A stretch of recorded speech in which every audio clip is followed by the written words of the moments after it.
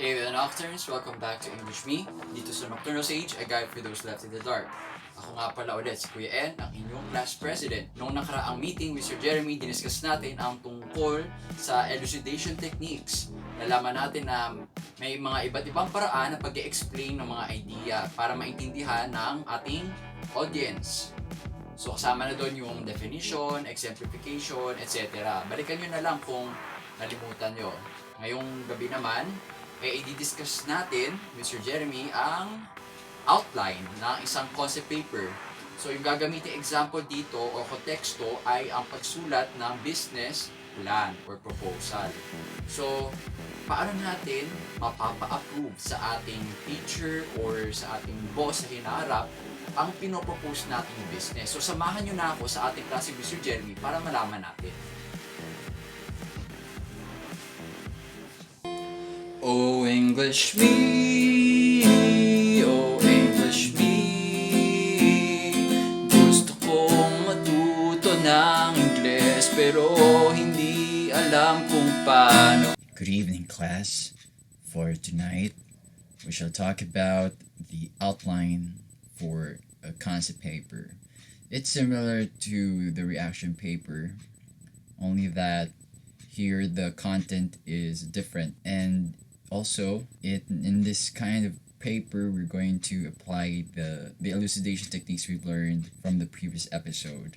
So without further ado, let's get to the first part of the outline, the thesis statement. So the thesis statement reads, Nocturnal Sage teaches you what you need to learn without the information overload. Okay, the context of this thesis statement is in writing a business plan.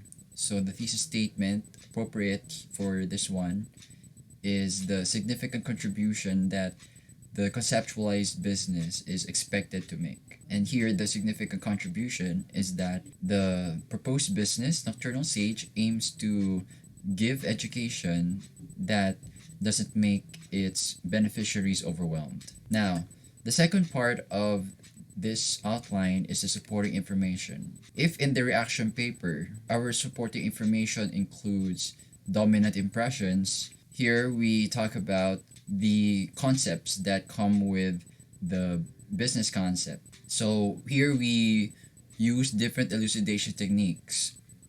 So for the first one, what you need to learn depends on the skills that are essential to your chosen career.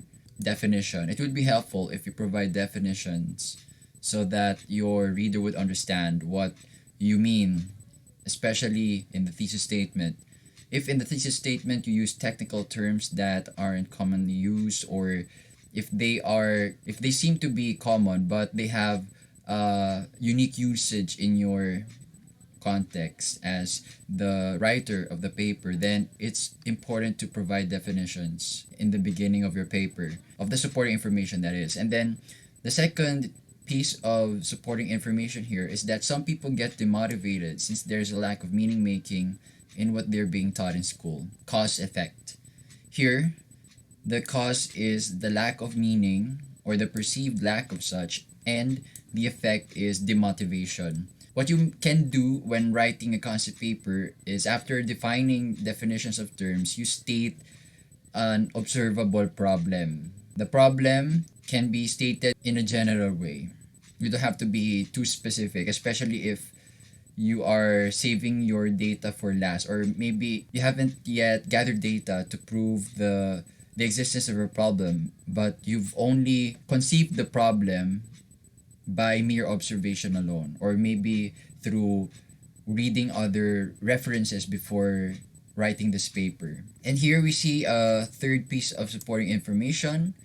In mainstream education, you are taught things that only about 5% of which could be applied in real life. With Nocturnal Sage's curriculum, personalized curriculum, everything that you learn could be used 100%. Comparison, contrast. But this one is contrast because it's highlighting the differences between mainstream education and Nocturnal Sage's personalized curriculum. And there are more elucidation techniques that can be applied. It depends on your approach and what you wish to emphasize in your business plan. Now, the conclusion is something that justifies why the business should be approved. And we see here that the justification reads, with a stampede of different study materials, a student-friendly reference should exist. Since you're having this plan approved by someone powerful, or maybe you decide to get the support of a business investor, then you're going to have to present a business plan because you want to assure your target investor that your enterprise is worth supporting and that it won't be a waste of money. And not just this is not limited to business alone, but it can be used for, yes, in your case, if you are students and let's say you are part of a club or organization that wants to start a project and you would need support from the school administration, whichever technique or, yes, this outline can be used when writing your project proposals.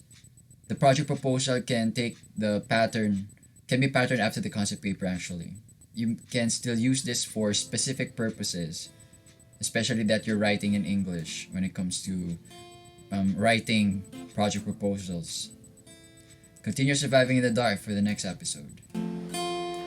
Oh English me, oh English me, gusto kong matuto ng Ingles pero hindi alam kung paano. Sino ang magtuturo? Gusto kong matuto na talaga.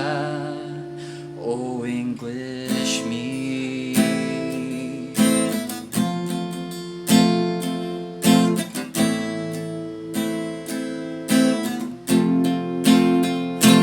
Correction tape for the night. Indigent. Okay? Ang tamang pronunciation dyan ay indigent. Anong ibig sabihin ng salitang ito? Ito yung tumutukoy sa mga nangangailangan. Yung mga walang-wala or nasa laylayan, economically speaking. Indigent.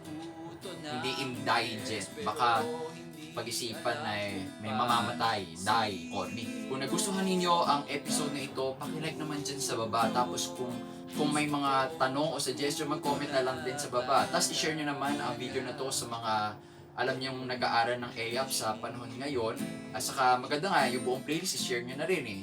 Dahil alam nyo naman na pahirapan na sa pagkuha na reliable references at kasama na dyan ng Nocturne Sage ko naniniwala kayo. Join din kayo sa ating private Facebook group, The Nocturne Space, yung link nasa baba para may outlet naman kayo at makamit kayo, makakilala kayo ng mga taong kapares ninyo mag-isip. Kasi di ba may mga conversations kayo na hindi nyo magawa sa mga kaibigan nyo, kapamilya, kasi para sa kanila ay out of this world. Pero doon sa Nocturne Space, baka may ma-encounter kayong kaparehas ninyo ng issue.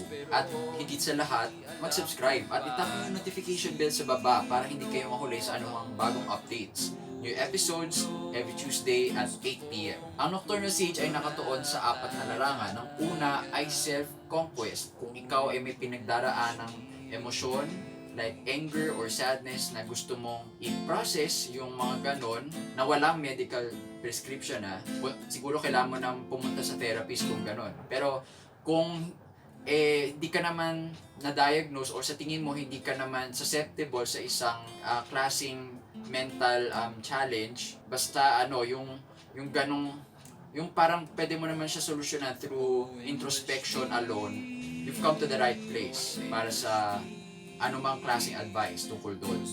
Next is communication.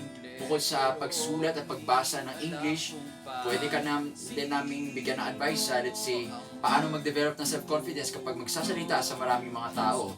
Kasama rin dyan ang mga online video conferences kasi minsan umaabot ng 100 yung attendance, di ba?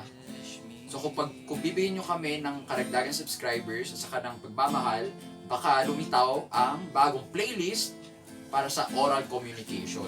Pangatlo ay leadership. Kung ikaw ay bagong halal na student council officer o kung ikaw ay nagtatrabaho na at na-promote sa isang managerial position, then bibigyan ka namin ng tips sa kung paano humawak ng tao na hindi sasablay. At kung magkamali man, paano makarecover. At pang-apat ay expansion. Kung ikaw ay naghahanap ng paraan kung paano lumago, kung paano hanapin yung mga tamang skill set.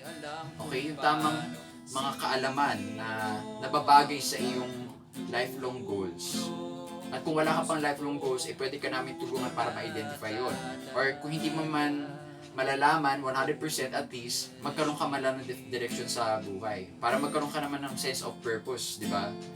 Kasi yung ganong klase kasiyahan o fulfillment, hindi mo makukuha basta lang sa mataas na sweldo, sahod, o grades. So, sa expansion series, pwede ka namin i-orient sa kung ano bang mga skills yung dapat mong pagtuunan. Kung ano ba yung mathematical skills, communication, digital, etc. Salamat sa panonood. Ako muli si Kuya N. Kita-kits sa susunod na episode ng English Me dito sa Nocturnal Sage, a guide for those left in the dark.